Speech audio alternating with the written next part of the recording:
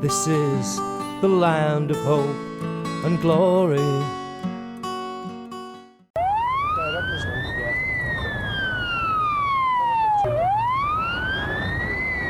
I'm just going to show you my wound. Let me get close. Battlers. Look at that.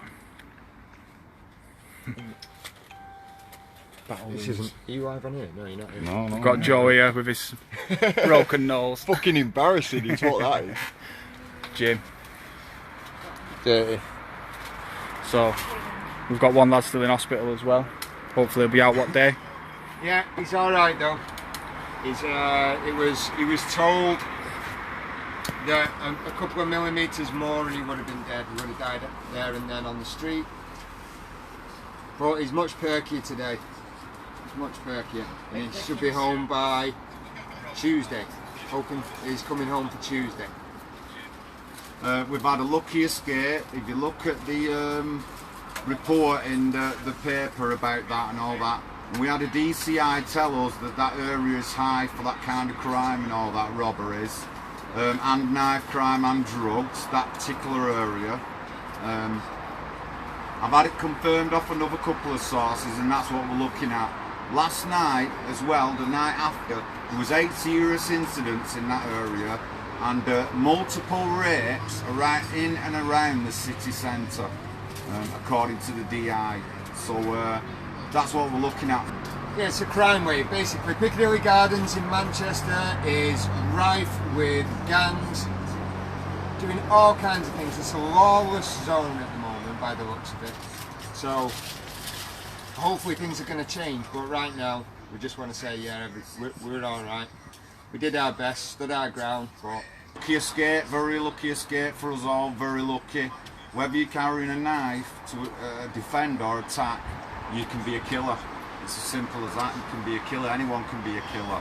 Obviously, there's only the soft man and the horrible, nasty, whatever person he is carries a knife anyway to do that kind of attacks. But we're lucky. We defended ourselves well.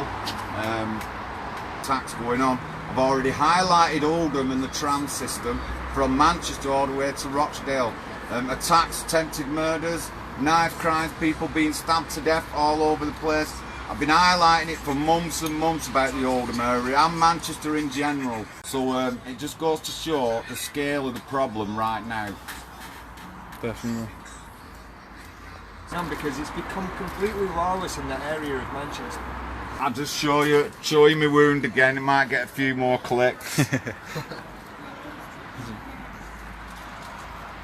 I'm bruised. I'm bruised, and when I was first, I didn't have any medication on the night until I was having my stitches, and I wanted to go back, even though I was stabbed. I wanted to go back and have a go at the guys who done it. Honestly, I was up for it, mate. I was well up for it. We defended ourselves as well as we could, considering there were knives involved, and I seen more than one blade. I can tell you that. I can see more than one blade. It's in a report already, and that's what I've said already. So. Saying because there's an ongoing case, but I'm pretty sure that we can say that we did nothing wrong.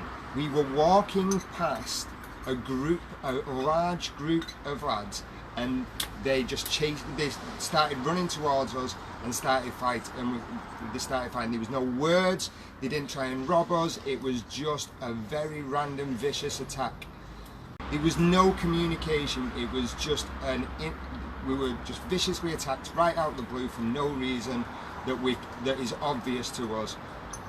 You can make up your own minds why a big group of gangs are stabbing people in town. To see, what we'll do is we'll do some live streams around Piccadilly Gardens at some point, and you'll see what it's like. You'll see how bad it's gone. As I've already said, the police have told us it's a crime hotspot of Manchester, that area. We've had it confirmed off other reliable sources, and it is. It's as simple as that.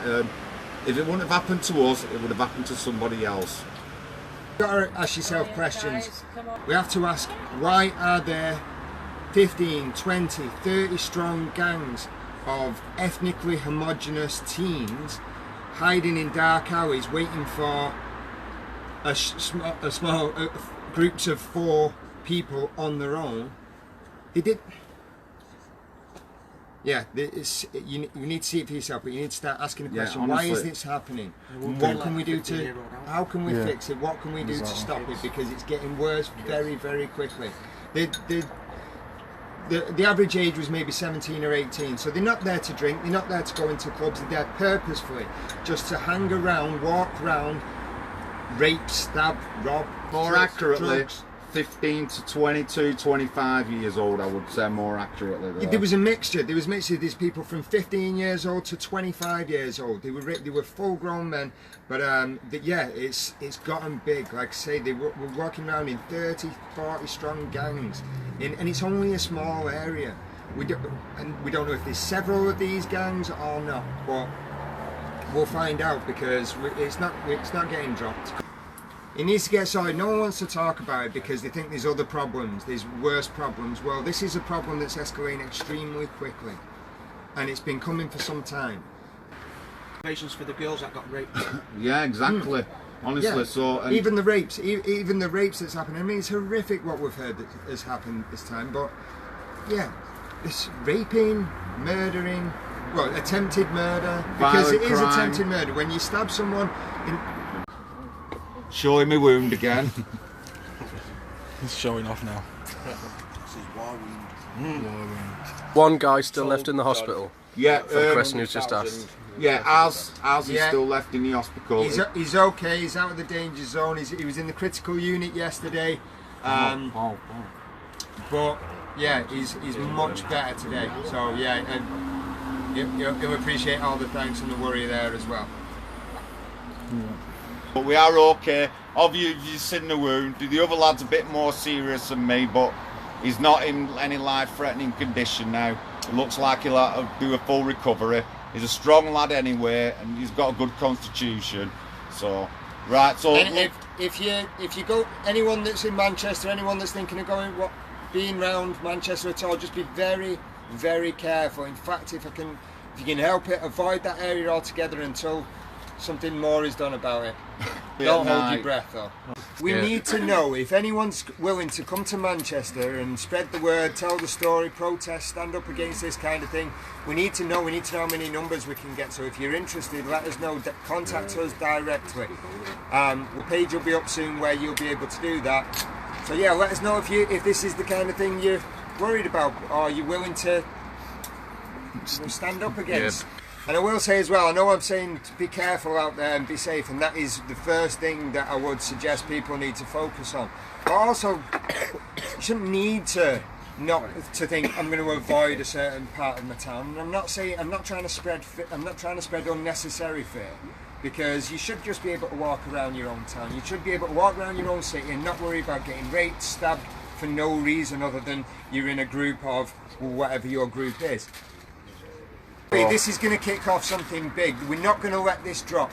This is the start of something. This is the reason why we're coming together, because this has got to stop. If it carries on, it's going to get out of hand, and someone has to stand up against this kind of thing. So we're not going to drop this. You're going to see lots more from us about this, but we need your help. We need you to come and stand with us. We need people, boots on the ground, so that they realise that they have to do something. Something has to change. Anyone you know in Manchester, get this message out to Manchester, particularly anywhere in the northwest.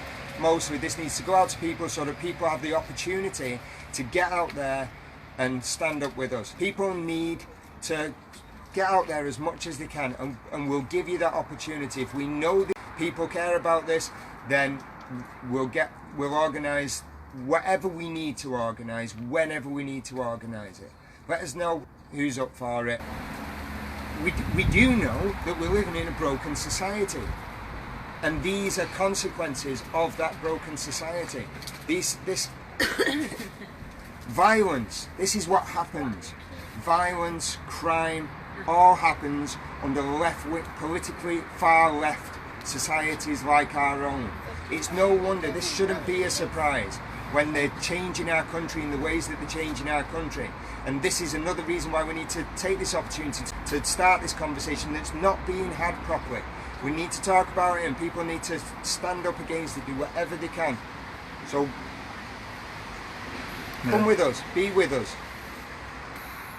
If enough of us do it, and we put enough effort in, we can change things, but the amount of effort we need to put in, the problem is so big, the problem is so deep, that it's going to take a massive effort from everyone. So we need to start getting involved with your local communities, find out who you know in your area that is also strong enough and brave enough to stand up against the left like this and the consequences of left-wing politics, because that's exactly what they are. This would not happen if we had a truly conservative, patriotic government that cared about its citizens. This is a consequence of Marxism, all the different kinds of Marxism. But it's an extremist political ideology that has infected every single part of our country. From our schools, our media, our children are being indoctrinated. No matter what group you're in, all children are being indoctrinated into Marxist extremism.